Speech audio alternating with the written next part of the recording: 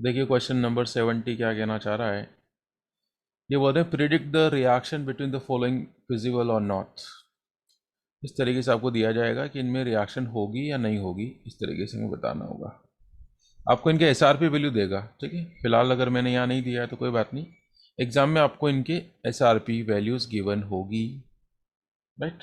जैसे यहाँ पर मैं बता सर एनोड कैथोड कैसे पता लगेगा? हाँ मैं सब कुछ बता रहा हूँ, पहले समझ लो। इसी क्वेश्चन में क्या गिवन होगा आपको, you will be given the SRP values, ऐसे ब्रैकेट में गिवन होगा that of Fe3 plus into Fe2 plus, ये गिवन है आपको।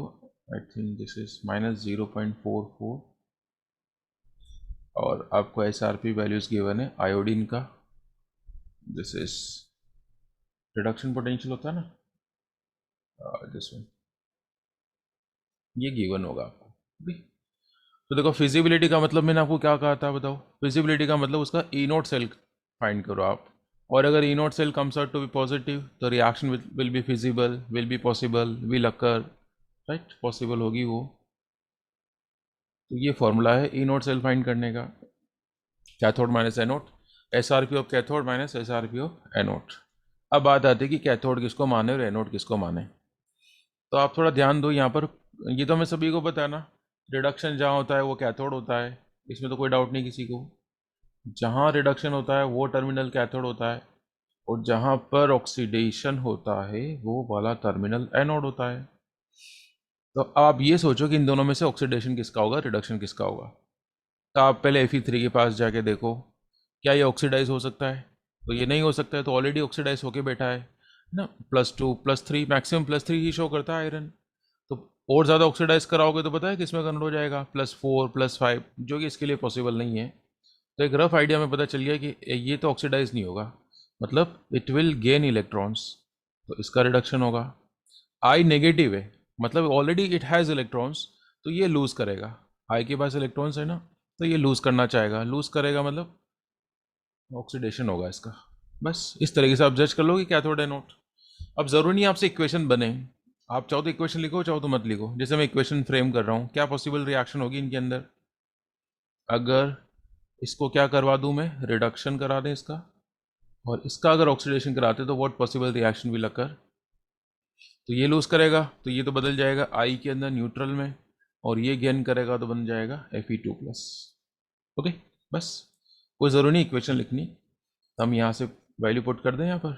कैथोड की जगह किसको पुट करना है, आयोडीन को। तो आयोडीन का डेटा क्या है हमारे पास, 0.54 माइनस एनोड, एनोड की जगह कौन आएगा, उल्टा लिख दिया क्या, नहीं लिखा, सही लिखा है। गलत लिख दिया क्या, एक बार फिर से चेक करते हैं। या इन प्लेस ऑफ कैथोड आएगा आयरन, तो आयरन की वैल्यू कितनी गिवन है अपन को, इट्स -0.44 माइनस एनोड, और एनोड कौन है हमारा, iodine, and what's the value of iodine, it's 0.54। Minus में आएगा आंसर, नहीं प्लस में आएगा, माइनस में आएगा भाई। आंसर किस में आएगा बताओ, ये माइनस में आएगा क्या, माइनस में ही आएगा, मैं भी पूछ रहा हूँ बताओ। तो हम क्या कहेंगे, नॉट फिजिबल, ये रिएक्शन पॉसिबल नहीं है। क्लियर, पता चल गया सभी को कैसे करना है, बताओ। सर ये कैसे तय करेंगे कि ये ऑक्सीडाइज हो रखा है नहीं हो रखा? ये कैसे तय करेंगे है ना, यू वांट टू से कैसे जज करेंगे हम, तो अभी भी तो बताया मैंने। एक थोड़ा कॉमन सेंस लगाना है आपको, है ना, you have to use little bit और CS। कि देखो 3 प्लस Fe मोस्टली क्या होता है, Fe2 प्लस होता है, Fe3 प्लस होता है। अब आप इसको और ज़्यादा ऑक्सीडाइज कराओ तो क्या बनेगा, 4 प्लस 5 प्लस 6 प्लस, तो हम जानते नहीं ना, Fe4 प्लस तो होता ही नहीं है, तो ये इलेक्ट्रॉन लूज करेगा नहीं, मतलब इसका ऑक्सीडेशन पॉसिबल नहीं है। इधर ऑलरेडी इलेक्ट्रॉन लेकर बैठा हुआ है, आई नेगेटिव है, वी नो, ये कभी I2 नेगेटिव नहीं हो सकता, यानी इसका फर्दर रिडक्शन नहीं हो सकता। हेलोजेंस तो एक ही इलेक्ट्रॉन गेन करेंगे, तो अब ये इलेक्ट्रॉन लूज करेगा, तो लूज करेगा तो ऑक्सीडेशन, ऑक्सीडेशन मतलब एनोड। ओके, चलो एक और चेक कर लो, कौन सा करना चाहते हो बताओ। ये वाला करो, सब में Fe देखो, नहीं इसमें नहीं है Fe देखो, इसमें Fe नहीं गिवन है। ऐसे बताओ, आप खुद बताओ चलो। किसका एनोड, कौन ऑक्सीडाइज होगा कौन रिड्यूस होगा बताओ। अब ये Ag+ है ना, अब इसको थोड़ी ऑक्सीडाइज करा दोगे आप, ये तो ऑलरेडी ऑक्सीडाइज होकर बैठा हुआ है, तो ये तो इलेक्ट्रॉन गेन करेगा, तो इसका बिहेवियर हो गया कैथोड का, तो ऑब्वियस ही बात है कॉपर इलेक्ट्रॉन लूज करेगा, ये एनोड हो जाएगा। तो ई नॉट सेल कैसे फाइंड करेंगे अपन, E naught C minus E naught A. In place of cathode हम किसको पुट करेंगे, सिल्वर का डेटा, सिल्वर का डेटा गिवन होगा एग्जाम में, ये 0.80 होता है, माइनस एनोड, एनोड कौन है कॉपर, कॉपर का भी गिवन होगा, ये आंसर प्लस में आ जाएगा, तो हम क्या बोलेंगे ये फिजिबल है। ओके आगे बढ़े, चलिए आगे जा रहा है 77। सर मानस पूछा है CS क्या होता है। CS क्या होता है, ये 12th पूरी कर लोगे ना, उसके बाद एक टॉप ब्रांच होती है, अच्छे मार्क्स लाने पड़ते हैं उसके लिए जेई में, तब जाके CS मिलती है। यस, क्वेश्चन नंबर 71 तो हमें रिसेंटली पढ़ा ही है हमने, अभी लेटेस्ट पढ़ा हुआ है ना ये, तो अब तो आंसर आपको ओरली दे सकते हो यहाँ पर, या नहीं दे सकते बताओ, तो उसके ओरली आंसर देने की कोशिश करते हैं अपन, है तो क्यों नहीं लगा रहे हैं, क्या बोल रहे हैं, aqueous solution of AgNO3 using silver electrode. तो मैंने क्या कहा था, अगर उसी मेटल के इलेक्ट्रोड होते हैं तो बताओ जरा एनोड पर क्या होता है, अगर उसी मेटल की रोड होती ना, तो एनोड पर वो ही मेटल ऑक्सीडाइज होती है, और कैथोड पर सेम मेटल डिपॉजिट होती है, तो हम क्या लिखेंगे, एनोड पर सिल्वर रोड डिजोल्व हो जाएगी यानी ऑक्सीडाइज हो जाएगी, और कैथोड पर क्या हो जाएगा, सिल्वर डिपॉजिट हो जाएगा। पढ़ाते टाइम में समरी लिखा रखी है। सेकेंड वाला case, silver nitrate using platinum electrode, तो अगर प्लैटिनम्स की रोड लगा दी तो फिर एनोड पे याद है वाटर ऑक्सीडाइज होता है, तो अब क्या होगा एनोड पर O2 गैस इवॉल्व होगी, कैथोड पे तो सिल्वर ही डिपॉजिट होता है। अगर क्वेश्चन 1 मार्क का है तो आप डायरेक्टली आंसर लिख सकते हैं। क्लियर। थर्ड पार्ट देखो जरा, dilute solution of sulphuric acid, तो देखो सल्फ्यूरिक एसिड कैसे ब्रेक होता है, 2H plus SO4 2 negative, okay, और पानी भी है यहाँ पर, डाइल्यूट है ना, वेरी डाइल्यूट नहीं कहा इन्होंने, तो एनोड पर तो क्या होगा वाटर या सल्फेट, तो यहाँ थोड़ी सी प्रॉब्लम आती है, वाटर का क्या होता है 1.23 होता है, सल्फेट का डेटा कितना बताया था मैंने आपको 1.90 के आसपास बताया था, मैं भी भूल गया, 1.90 बताया था शायद SRP value.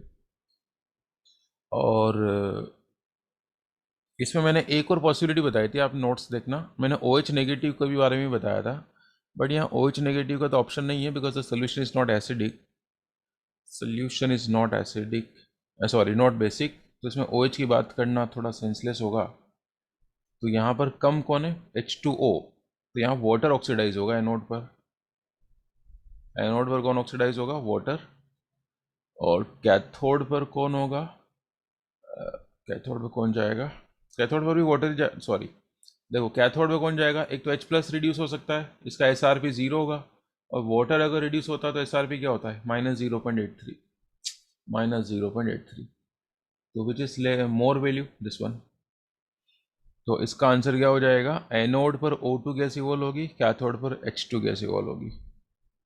Okay, this cuprous chloride with platinum electrodes, platinum की रोड है तो फिर तो एनोड पर क्या होगा, वाटर को ही चांस मिलेगा, पानी का ऑक्सीडेशन होगा, O2 गैस इवॉल्व होगी, कैथोड पे तो मेटल कॉपर डिपॉजिट हो जाएगा।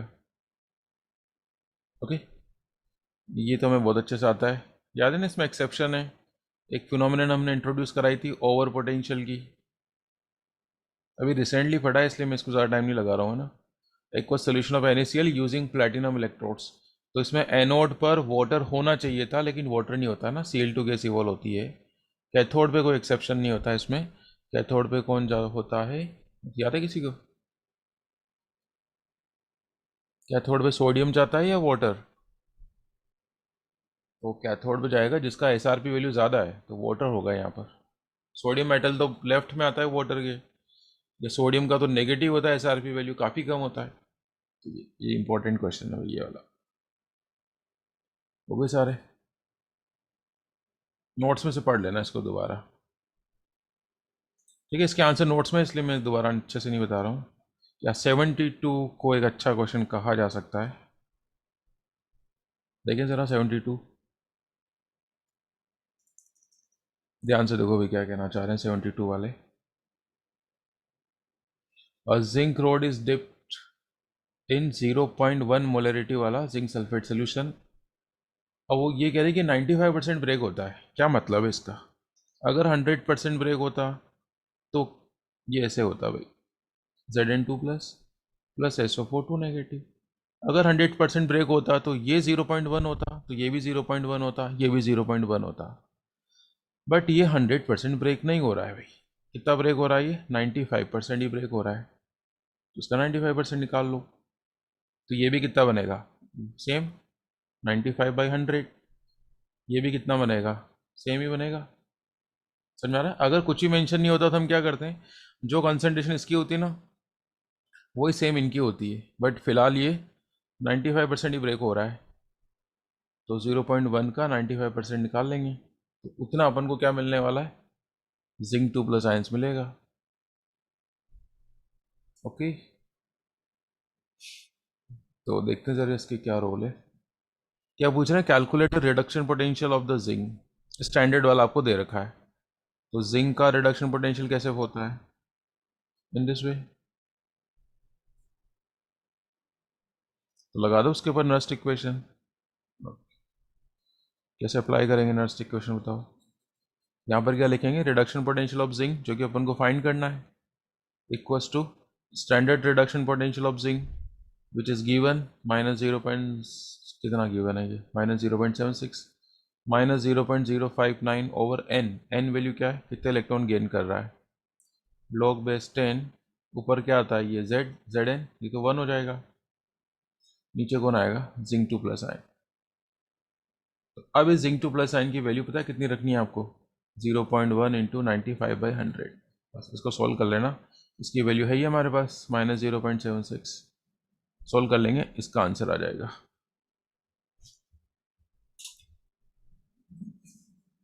बोलो, हो जाएगा क्या?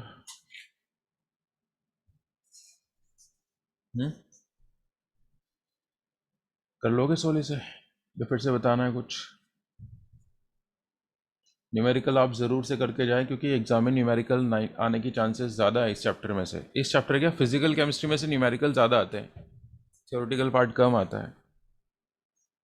थ्योरी के भरोसे नहीं जाए, एटलीस्ट इन 4 चैप्टर में से।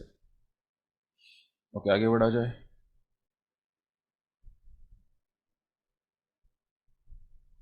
(72) हो चुका है। 73 IIT 2005 में आया, तो फिर तो अच्छा ही क्वेश्चन होगा।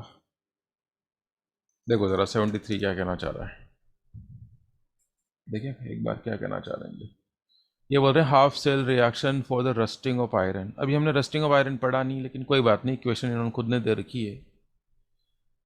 तो ये एक इक्वेशन दे रखी, 2H plus half O2 plus 2 electrons gives H2O। और इसका अब देखो यहाँ कुछ लिखा नहीं गया, it means definitely this is the SRP, ये रिडक्शन पोटेंशियल है। फिर Fe का दे रखा हमें, ये ऑक्सीडेशन हो रहा है, लेकिन ये भी SRP है ना, ये भी रिडक्शन पोटेंशियल है। तो आपसे पूछ रहे हैं इसका डेल्टा G बताओ। क्या पूछा जा रहा है? गिब्स एनर्जी बताओ ज़रा। तो गिब्स एनर्जी कैसे बताते हैं? हम तो गिब्स एनर्जी का एक ही फॉर्मूला जानते हैं। कौन सा फॉर्मूला पढ़ाया मैंने आपको गिब्स एनर्जी का? मैंने तो आपको अभी तक सर एक ही, इसका आंसर 2 है क्या? एक सेकेंड, गिब्स एनर्जी का फॉर्मूला क्या होता है? -NF(P0 cell), ये आता है हमें तो फॉर्मूला। एन वैल्यू क्या होता है? Number of electron exchange. तो अभी इनको मुझे ऐड करना पड़ेगा ना। तो ये वाली कौन सी रिएक्शन दिख रही है आपको? कैथोड की दिख रही है कि एनोड की दिख रही है? ये वाली कौन सी है? एनोडिक रिएक्शन है, और सॉरी ये कैथोडिक है ना? कैसे पता चला मुझे कैथोडिक रिएक्शन है? ये रिडक्शन हो रहा है, इलेक्ट्रॉन गेन कर रहा है, एंड दिस इज एनोड की रिएक्शन, क्योंकि इलेक्ट्रॉन लूज हो रहे हैं। तो पहले आप इन दोनों को ऐड कर लो, दोनों को ऐड करो, एनोड कैथोड को, so that we get the net cell reaction. तो क्या आएगा बताओ? Net cell reaction twice of H plus plus half of O2 क्या है ना? इलेक्ट्रॉन्स कैंसिल हो जाएंगे क्या? यस, हो जाएंगे। Fe2 plus gives water plus, इसके राइट में क्या है? Fe। ये नेट सेल रिएक्शन आ गई। ज़रूरत नहीं थी लिखने की, लेकिन फिर भी हमने लिखी। तो यहाँ से मुझे ये पता चल गया एन वैल्यू क्या है इसका, how many electrons are undergoing the exchange, वो तो यहीं से पता चल गया।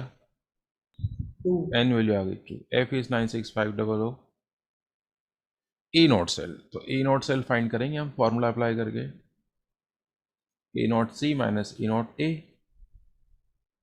अब कैथोड कौन है वो दिख रहा है यहाँ पर, जिसका रिडक्शन हो रहा है। एस आर पी वैल्यू आपको दे ही रखा है। ओके, शायद ये गलत दे रखा है फिर तो मैंने। 1.23 नहीं होता है पानी का यार, ये डेटा गलत आ गया भाई। सही से आंसर तो आ रहा है 1 सर। पॉइंट। ये है क्या? सही है सही है सही है, sorry. S R P value definitely S R P ये। कैथोड की जगह किसको रखना है, पानी को, तो ये 1.23 माइनस आयरन का, आयरन कितना दे रखा है, -0.167। क्या आ रहा है इसको सोल्व करने पर? 1.6। 1.67। अच्छा, फोर्थ ऑप्शन आ रहा है। सर आंसर तो सेकंड है। आंसर तो सेकंड। तो फिर और कौन सी बात, अच्छा टोटल, ओके सॉरी सॉरी, मैं सिर्फ इसको समझा। हाँ भाई, सोल्व करने पर ये आंसर आ जाएगा ना, यहाँ रख देना वैल्यू इसकी, ए नॉट सेल की। सेकंड आंसर आ रहा तो बिल्कुल सही आ रहा है, लेकिन अपना जो आंसर आएगा पता है वो जूल्स में आएगा, शायद ये किलो जूल में आ रहा है। इसको जब आप सोल्व करोगे ना हाँ तो सर। आपका आंसर जूल्स पर मोल में आएगा, फिर उसको 1000 से डिवाइड करना, तब जाके ये आंसर मैच करेगा। ओके, सर 0.3 का डिफरेंस आ रहा है। हाँ चलेगा। वैसे भी ऑप्शन काफ़ी दूर दूर है ना, तो चलता है। ठीक है, देख लो ऑप्शन में काफ़ी ज़्यादा डिफरेंस है। क्लियर? अच्छा, ये रिएक्शन फिजिबल होगी या नहीं होगी, अगर ये पूछते तो बताओ आपका आंसर क्या होता, विल इट बी फिजिबल और नॉट? यस। फिजिबल है ना, क्योंकि गिब्स एनर्जी माइनस में होती तो फिजिबल होती है। ई नॉट सेल पॉजिटिव होगा, होगा ही वो तो, क्योंकि दोनों में रिलेशन ही अपोजिट है। देखो ये माइनस होता तो ये प्लस होता है। चलो, अच्छा आसान क्वेश्चन था कई साल पहले, आज से कई 50 साल, कितने साल हो गए, 2005, अभी क्या चल रहा है 21, 15-16 साल पहले आया था तो। 15.5 साल। चलिए कोई बात नहीं, लेकिन इतिहास अपने आप को रिपीट करता है, तो हो सकता है क्वेश्चन रिपीट हो जाए फिर से। 74, ये अभी हमने नहीं पढ़ा, रस्टिंग वाला पार्ट। 8 वाला कर सकते हैं क्या अपन? यस, बी वाला पार्ट करा जा रहा है, 74 के बी वाला पार्ट कर रहे हैं अपन। देखो जरा क्या कहना चाह रही है, construct a galvanic cell using the above data. Galvanic cell construction का मतलब किसको एनोड बनाना किसको कैथोड बनाना है, और नेट सेल रिएक्शन लिख दो बस, और डिपिक्शन करके आ जाओ, ये मतलब है कंस्ट्रक्शन का। तो वर्किंग मोड वाला होना चाहिए, सो दैट उसका ई नोट सेल पॉजिटिव आ जाए। तो ई नोट सेल पॉजिटिव कब आएगा मुझे बताओ, किसको एनोड बनाए किसको कैथोड बनाए? एनोड सी को कैथोड जी को। देखो ई नोट सेल पॉजिटिव तभी आएगा जब ज़्यादा माइनस कम करोगे आप, कैथोड ज़्यादा रखना है एनोड कम रखना है, तभी पॉजिटिव आएगा। ज़्यादा वैल्यू कौन सी है, ये वाली। ठीक है, तो सिल्वर को क्या बना लो, कैथोड, और इसको क्या बना लो, एनोड। ओके, अब कंस्ट्रक्ट का मतलब इसकी रिएक्शन लिख के बतानी पड़ेगी आपको। तो एनोड पर क्या हो रहा है, एनोड किसको माना हमने, कॉपर को। अब इक्वेशन चेंज करना, कैथोड हमने किसको माना है, सिल्वर को। ठीक है, लिख लोगे इक्वेशन। अभी इलेक्ट्रॉन्स कैंसिल नहीं हो रहे, तो इसको 2 से मल्टीप्लाई करोगे, फिर आ जाएगी हमारे पास net cell reaction.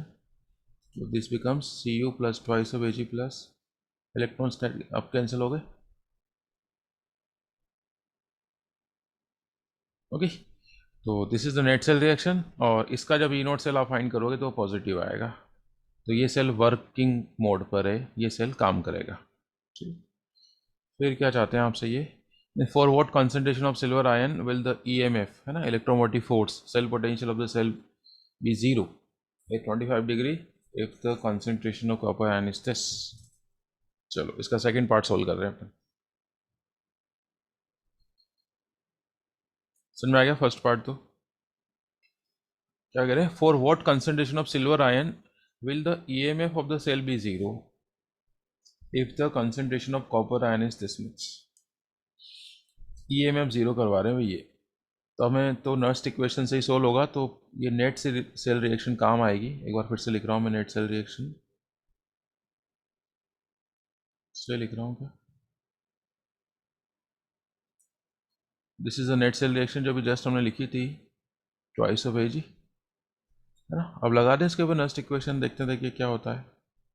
E cell equals to E naught cell minus 0.059 over n value तो पता चल गया, अब तो 2 होगा, प्रोडक्ट अपॉन रिएक्टेंट, ये तो आएगा नहीं, ऊपर कौन आएगा Cu2 प्लस, नीचे कौन आएगा, ये तो 1 हो जाएगा कॉपर, इसमें एंटीलॉक लेना पड़ेगा शायद। अब पढ़ो ज़रा, for what concentration of silver, यानी ये तो अपन को कैलकुलेट करना है। बिल द EMF 0, इसको वो 0 कर रहे हैं, ठीक है, ये तो कर देंगे 0। ई नॉट सेल तो फाइंड कर ही लिया था हमने, अभी जस्ट करा ही था। E naught cell cathode minus anode 0.80 minus 0.34 कितना आएगा, 0.54 0.56 आएगा, सॉरी 46 आएगा, तो ये आ जाएगा 0.46 माइनस 0.059 ओवर 2 log बेस 10।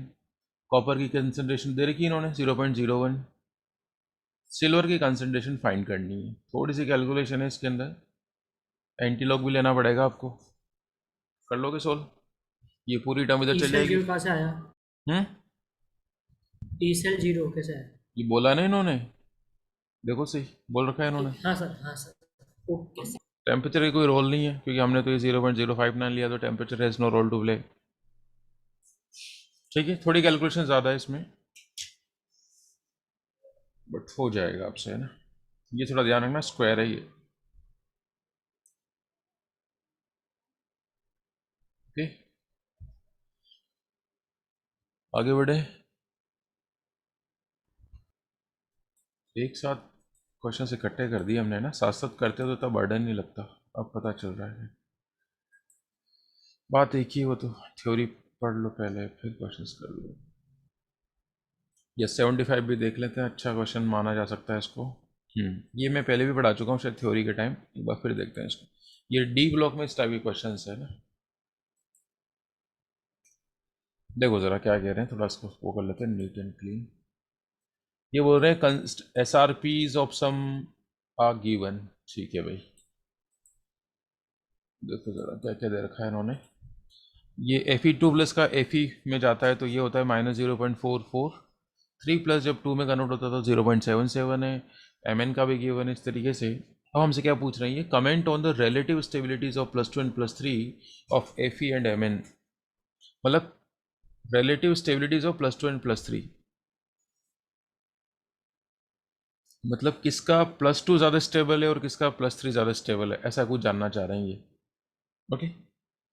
किसका +2 ज़्यादा स्टेबल है, किसका +3 ज़्यादा स्टेबल है, दे वांट टू नो। तो very first what we know, SRP value का मतलब क्या होता है, किसी की SRP वैल्यू ज़्यादा होने का मतलब उसकी इलेक्ट्रॉन लेने की पावर ज़्यादा है, इलेक्ट्रॉन गेनिंग पावर ज़्यादा। अगर वो इलेक्ट्रॉन गेन करेगा तो हायर स्टेट में रहेगा या लोअर स्टेट में रहेगा, मुझे बताओ। जैसे कोई +2 और +4 है तो इसको अपन हायर ऑक्सीडेशन स्टेट कहेंगे, इसको लोअर ऑक्सीडेशन स्टेट कहेंगे। अगर वो इलेक्ट्रॉन गेन करेगा तो +4 में नहीं रहेगा, वो लोअर में चला जाएगा, तो हम क्या कहेंगे, हायर ऑक्सीडेशन स्टेट कम स्टेबल होगी, लोअर ऑक्सीडेशन स्टेट ज़्यादा स्टेबल होगी, ठीक है। ये समरी हमने पहले भी पढ़ी है, तो अब कनेक्ट कर लो फटाफट से। तो देखो Fe के लिए 3+ से 2+ में जाने का डेटा काफ़ी ज़्यादा है, ओके। और Mn के लिए 3 से 2 में जाने की वैल्यू काफ़ी, मतलब सॉरी ज़्यादा तो इसकी है, तो Mn 3+ किस में कन्वर्ट होना चाहता है, 2+ में, क्योंकि इसकी इलेक्ट्रॉन गेनिंग पावर ज़्यादा है, SRP वैल्यू ज़्यादा है। तो ये कह रहे comment on the relative stability of +2 and +3, तो हम क्या कहेंगे कि Mn के लिए +3 is less stable as compare to +2, Mn का +3 कम स्टेबल है एज कंपेयर टू +2, क्योंकि देखो इसका SRP वैल्यू ज़्यादा है, तो Mn3 किस में कन्वर्ट होना चाहेगा, Mn+2 में।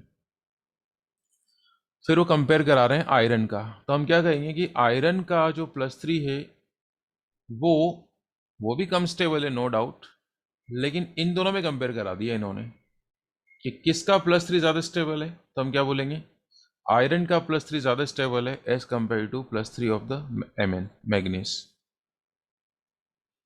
ओके, नहीं आया समझ में। ये पता था मुझे, ऐसे कुछ कहोगे आप।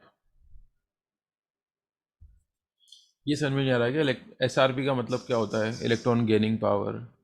सर आपने ये रिलेशन कैसे कर दिया, इसलिए ये समझ में नहीं आया। ये तो पता है ना अपन को, मोर SRP मोर गेनिंग पावर। अब सुनो यार, गेन नहीं सर, ये एक रिलेशन तो पता है, पर ये स्टेबिलिटी का कैसे हो गया? ये यहीं से आ रहा, देखो एक सेकंड में क्वेश्चन लिखता हूँ फिर से। क्या कलर नहीं बैठता सही इसमें। देखो ये 3+ एक इलेक्ट्रॉन गेन करके किस में जा रहा है, ये 2+। अब एक बात बताओ, अगर ये प्रोसेस फॉरवर्ड में जा रहा है, इसका मतलब इसकी इसकी इलेक्ट्रॉन गेनिंग पावर ज़्यादा है।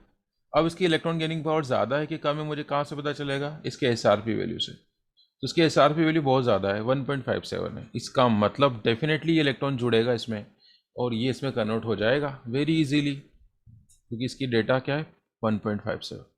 लेकिन साथ का साथ हम कंपेयर करें Fe3+ का किस में जाना, Fe2+ में, तो इसके लिए SRP वैल्यू क्या है 0.77। तो ये वाली वैल्यू ग्रेटर है, मतलब इसका इसमें जाने की टेंडेंसी ज़्यादा है, 3+ 2+ में कन्वर्ट होना चाहेगा ज़्यादा, और इसकी इसमें जाने की टेंडेंसी कम होगी। तो कंपेयर करा रहे हैं किसका +3 ज़्यादा स्टेबल है, Fe+3 इज मोर स्टेबल और Mn3+ इज मोर स्टेबल। बताओ which one is more stable, manganese +3 और आयरन +3। Mn3।